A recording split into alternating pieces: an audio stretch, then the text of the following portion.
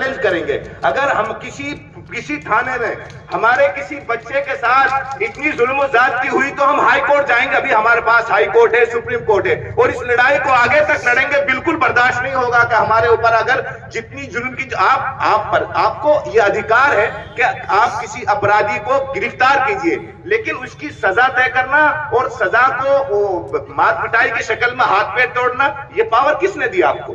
آپ supreme court سے بڑھ کر ہیں, آپ قانون سے بڑھ کر ہیں. قانون میں ہاتھ نہ ہم لیں گے اور قانون میں ہاتھ نہ ہم کسی پرشاسن کو لینے دیں گے. یہ ہم کہتے ہیں, اس منچ سے ہم کہہ رہے ہیں, سب کے بیچ میں کہہ رہے ہیں. اس لیے میں یہ بات عرض کر رہا ہوں کہ اگر میوات کو بچانا ہے تو ایک مختصر چھوٹا سا واقعہ, حضرت مولانا حکیم الدین صاحب نے بھی ایک واقعہ سنایا, میں بھی اپنی بات کو ایک واقعے سے سنا کر کچھ سمجھانا چاہتا ہوں.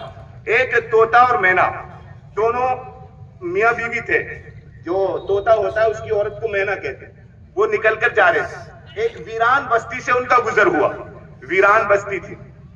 اس بستی سے جب گزر ہوا تو چونکہ الو کے بارے میں یہ مشہور ہے کہ الو جہاں بیٹھتا ہے وہ ویران ہو جاتا ہے. برباد گلستان کرنے کو ایک الو کافی تھا, الو کے بارے میں مشہور ہے. تو ویران جنگل سے, ویران بستی سے جب ان طوطا مینے کے جوڑے کا گزر ہوا تو آپس میں انہوں نے گفتگو کی کہ بھائی ضرور یہاں کوئی الو رہتا ہوگا, اسی وجہ سے یہ بستی ویران ہے. تو رات کا وقت ہو گیا, شام کا وقت ہو گیا, الو نے یہ گفتگو ان کی سن لی. الو نے ان کو اپنا مہمان بنایا کہ اب رات ہو گئی ہے, آپ آج میرے مہمان بنو, صبح آپ نکل جانا.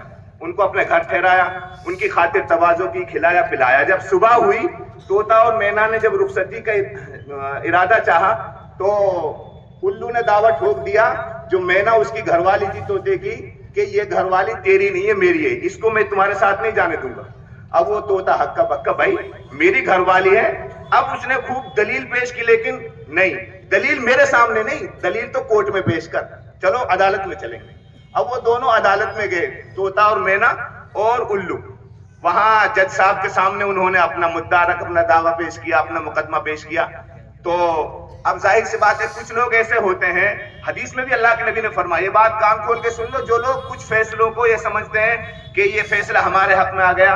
اگر کسی زمین کے معاملے میں تم نے جھوٹا دعویٰ ڈال دیا اور وہ زمین تمہاری نہیں ہے, فیصلہ تمہارے حق میں بھی آ جائے, قیامت کے دن وہ زمین تمہاری نہیں ہوگی. اللہ کے نبی فرماتے ہیں کچھ لوگ اتنے ماہر ہوتے ہیں, اپنی بات کو سلیقے سے رکھتے ہیں کہ وہ ہم ان کے بات سلیقے کے رکھنے کے نتیجے میں فیصلہ ان کے حق میں کر دیتے ہیں, لیکن حقیقت میں وہ چیز کا مالک نہیں ہے, تو میرے فیصلے کرنے سے بھی وہ مالک نہیں بن جائے گا. خیر, الو نے اپنی بات سلیقے سے رکھی, طوطا اپنی بات کو سلیقے سے نہیں رکھ سکا. نتیجتاً الو مقدمہ جیت گیا, اور وہ جو طوطے کی گھر والی تھی مینا, وہ الو کی گھر والی کورٹ سے ثابت ہو گئی.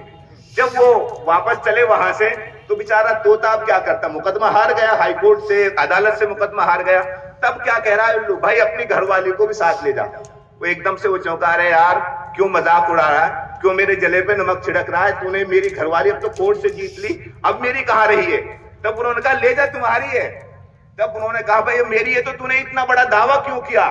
تب انہوں نے بتایا کہ دیکھو تم نے یہ بات کہی تھی نا کہ یہ بستی ویران ہے, میں تمہیں یہ پروو کرنا چاہتا تھا, ثابت کرنا چاہتا تھا کہ بستیاں ویران الو کو بیٹھنے سے نہیں ہوتی, بستیاں تب ویران ہوتی ہیں جب عدالتوں سے فیصلے ناحق ہوتے ہیں. اب آپ نے دیکھا کہ یہ گھر والی آپ کی تھی, میری تھی, آپ کی تھی, اور عدالت سے فیصلہ میرے حق میں ہو گیا.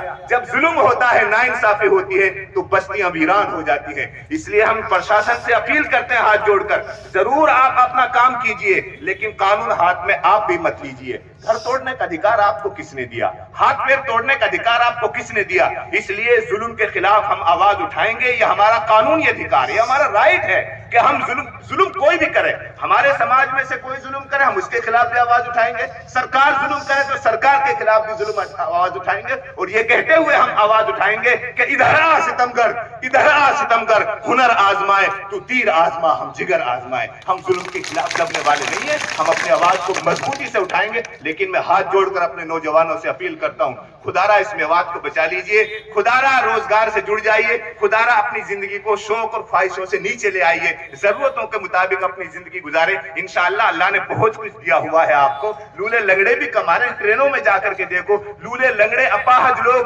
کچھ بیچتے ہیں سامان, وہ مانگتے نہیں ہیں. اس لیے اپنی زندگی کو بالکل تھار میں تمہارا فیوچر نہیں ہے, تھار اور تم مطلب افسوس کی بات ہے تمہارے پاس ایپل کے موبائل, تمہارے پاس پتہ نہیں. اب تو مولانا حکیم الدین صاحب جو کہہ رہے تھے کہ بھائی ابھی تو بھینس ہری کروانے کے لیے بھی ہمارے پاس نقص آ رہا ہے, ارے میرے ساتھی یہاں مولانا دلشاد بیٹھے ہیں, اب تو معاملہ یہاں تک پہنچ گیا.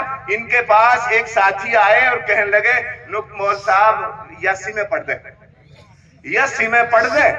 مطلب آپ سمجھ رہے ہو سم پڑھوائی جا رہی ہے. سم پڑھوانے کا مطلب ہے کہ جاسو ٹٹلو اچھو کٹے, جاسو ڈھنگ سے ٹٹلو کٹے. تو بھائی سب سمن نے پڑھوا رہے ہو بھائی. خدارا مولانا حکیم الدین صاحب نے یہ بات کہی, اس کی میں بھرپور تائید کرتا ہوں کہ جو ٹٹلو باز ہیں ان سے بڑے ٹٹلو باز اور حرام خور وہ ہیں جو ان ٹٹلو بازوں کے پاس کسی مسجد یا مدرسے کے لیے چندہ کے لیے جاتے ہیں. تم اپنے اوپر بھی گریبان میں بھی دھیان رہو, تم بڑے ٹٹلو باز ہو, تم ان کو بڑھاوا دے رہے ہو. اس لیے ان بے عزتوں کے جو اتنے بڑے دھوکہ دے, اسلام میں دھوکہ دینے والے کی گنجائش نہیں ہے. حدیث میں صاف ہے کہ جو آدمی دھوکہ دے وہ میری امت میں سے نہیں ہے. بہت زیادہ بات میں نے کہہ دی, شاید وقت بہت تھوڑا ملا, میں نے تھوڑے وقت سے زیادہ وقت لے لیا, لیکن ہاتھ جوڑ کر اپیل کرتا ہوں جہیز کی لعنت کو ختم کر دیجئے اور میوات کو بچا لیجئے. ابھی بھی الحمدللہ پورے ملک میں جس دین کی برکت سے اللہ نے آپ کو عزت دی وہ اللہ آج بھی ہے. اگر اس دین کو تم نے دھکے دیے, جو اللہ اس دین کی محنت اور دین کی برکت سے تمہیں عزت دینا چاہتا ہے وہ ذلیل بھی کر سکتا ہے. اس لیے میں شعر کہتا ہوں کہ فضول سمجھ کر بجھا دیا ہے جس چراغ کو, فضول سمجھ کر بجھا دیا ہے جس چراغ کو, وہی چراغ جلاؤ گے تو روشنی ہوگی. جس کام کو تم نے فضول سمجھ کے چھوڑ دیا ہے واپس اسی کام کو اپنے گلے لگاؤ, انشاءاللہ واپس تمہیں وہی عزتیں ملیں گی. وآخر دعوانا الحمدللہ رب العالمین.